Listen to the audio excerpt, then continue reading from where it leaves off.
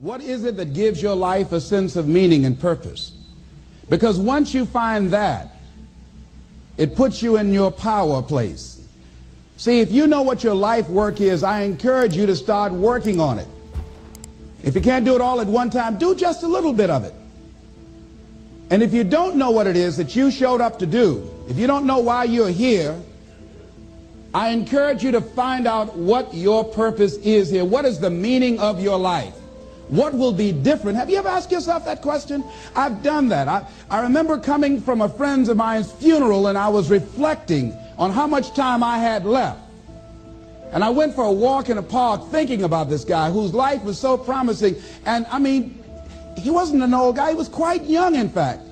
And I thought about all of the things that he said he was going to do, and he never got a chance to do those things. And I started thinking about my own life and how much time I had left to do the things that I would like to do. And at that time, I wasn't sure what my life purpose was, what my life's work was. I wasn't sure about it at that time. And I thought about it quite a lot. I had some idea, but I wasn't convinced. I don't think I felt worthy. I didn't believe that it could be me to do this kind of work that I'm doing right now. And I say to you that if you begin to take a conscious effort to find out what it is that you're supposed to do, I say that it can literally save your life. I said that it can literally save your life. 85% of the American public, according to recent studies, are going to jobs that they hate, working on jobs that do not challenge them. They get sick thinking about going. Because, see, when you go to a job and you already know how far you can go, you can already see that proverbial glass ceiling. See, when you're going someplace and you already know how much you're going to make, you already know how far you can go, you're in a dead-end position. It erodes your self-esteem. It lowers your sense of yourself. It creates an inner turmoil. It creates an emptiness in you. So I say that your life is worth finding what it is that you're supposed to do. And I'm not saying quit your job. I'm saying find it and do just a little bit of it. Just start working at it just a little bit, but do find out what your work is and hold on to it, and don't let your dream go. Don't let it go. See, and here's something else I want you to begin to look at. Why is it that most people don't pursue their dreams or don't do better than what they're doing if they're capable of doing it? I think that many of us don't go the next step because we don't know what to do yet.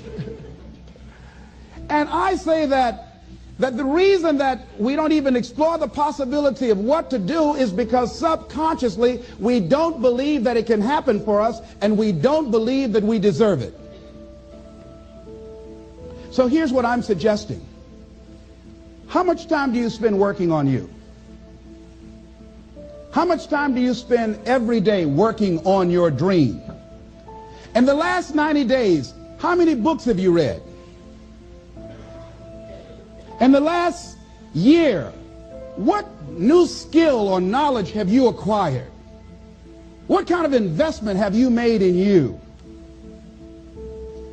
So I'm saying that as you begin to look at where you want to go, if you want to make it today, and things are changing so fast you have to literally run to stand still, I'm saying that you've got to make some conscious effort to begin to work to develop you. Here's something else. Most people are not living their dreams because of fear, ladies and gentlemen. Fear, limited vision, and lack of self-esteem is what keep most people doing things they don't want to do.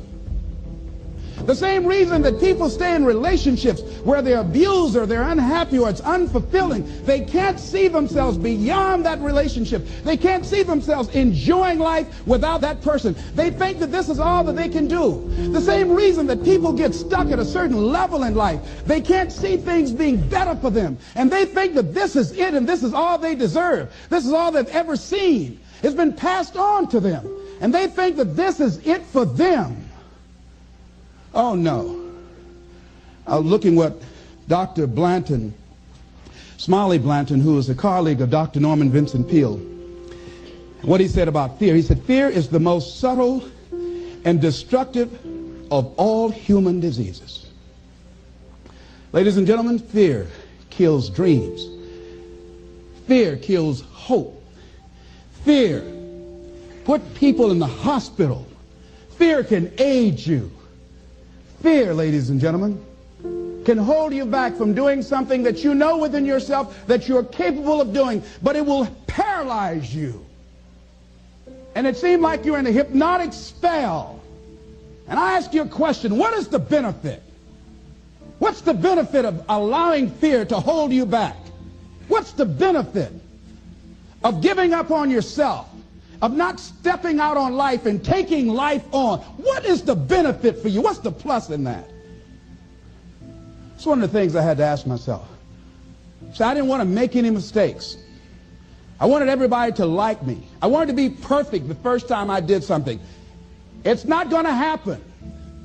You're going to make some mistakes. You're going to hurt some folks' feelings. You're going to create some enemies whenever you decide that you want to begin to take life on.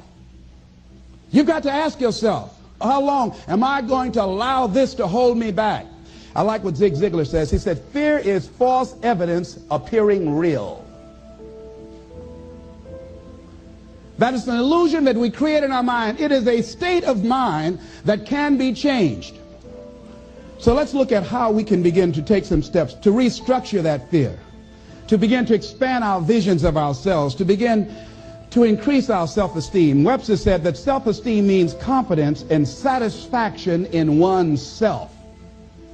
Look at your life right now. Whatever you've done up to this point in time, your life is working. Whatever you have produced, it came out of you as a result of the kind of person that you have become. It's a result of your choices. It's a result of your consciousness. Now you have to ask yourself, are you satisfied with what you have produced? Is this what you want?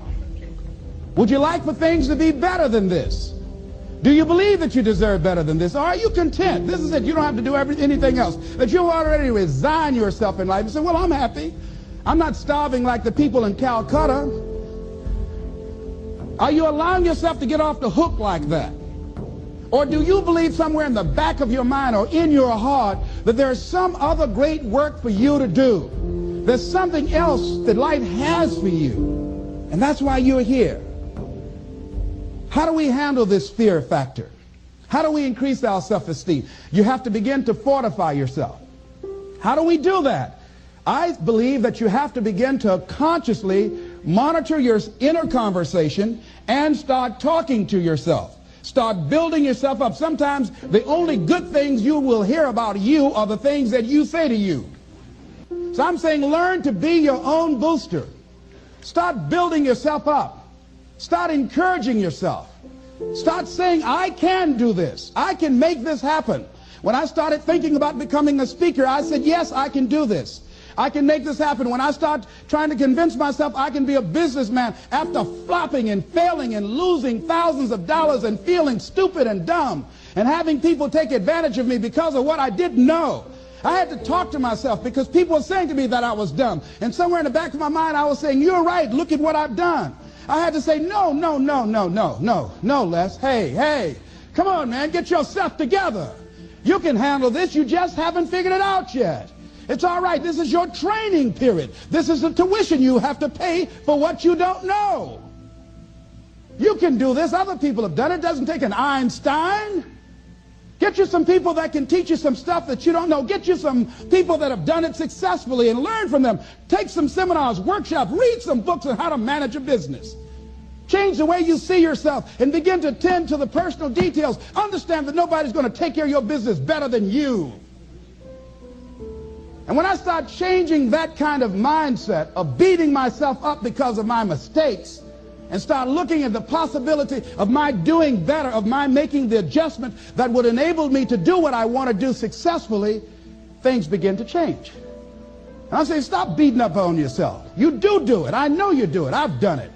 It's a natural inclination for us to put ourselves down. See, we are born negative, I think, in a negative consciousness because we live in a negative world. Here's some other things, ladies and gentlemen. Begin to guard your mind against negative programming, like turn off the television. Don't watch the news. So you've got to guard the kinds of things that you put in your mind. See, if you don't program your mind will be programmed, because human beings are goal-oriented. That's why we die of broken hearts early. That's why we're running through life to early graves. We're going through life, ladies and gentlemen, and I think that Henry David Thoreau said that most men live in quiet desperation. Most of us go through life running scared. So we created this in our minds, false evidence appearing real. We made it real in our minds. That's why Churchill said there's nothing to fear but fear itself. That's the destructive monster. So turn off things that can contribute to your fear. Turn a deaf ear to people that all they can do is talk about how negative things are, because they have bought into the consciousness of the world. Start attending workshops, seminars, listening to tapes on a daily basis to begin to recondition your mind, to retrain your thinking. Faith comes by what? Hearing and hearing and hearing. Listen to things that can empower you, that can enable you to create a new reality for yourself, and a new life for yourself. You might appear to be strange around most people. You know, most people think you're strange if you're happy today.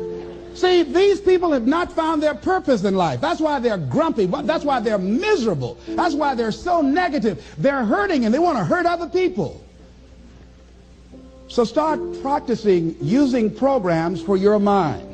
Seminars, books, workshops. Keep a journal. Record your thoughts. What's happening with you?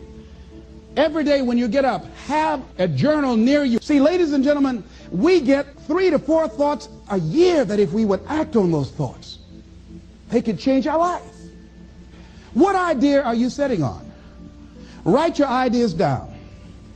And then, once you get that idea, take the leap. Take the leap. See, it's out here in the universe. If you don't take the plunge, I guarantee you, somebody else will. Take the plunge. Go into action. And ladies and gentlemen, you will be surprised how things will come together.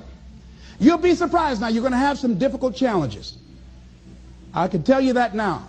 Be aware of that. Things are not going to work out exactly right. For a time they will, sometimes. And that's when life is just playing a game with you. Want you to feel good and relax. But ladies and gentlemen, go into action with your dream. And don't avoid where the fights are. Get in the midst of the fight. Get knocked down so you can learn how to fight, so you can hold your position. See, most people don't get out in the arena of life because they don't want to fight. Most people don't get out there because they don't want to get knocked down. They don't want to be dropped to their knees. But see, you're going to be dropped whether you're on the field or whether or not you're sitting on the sidelines. You're going to be dropped. So at least get dropped for something. See, that's how most people are spectators in life. You don't want to be a spectator. You want to get out in the field where the action is. And you will be amazed. After the struggle, there will be a calm period and things will begin to click for you.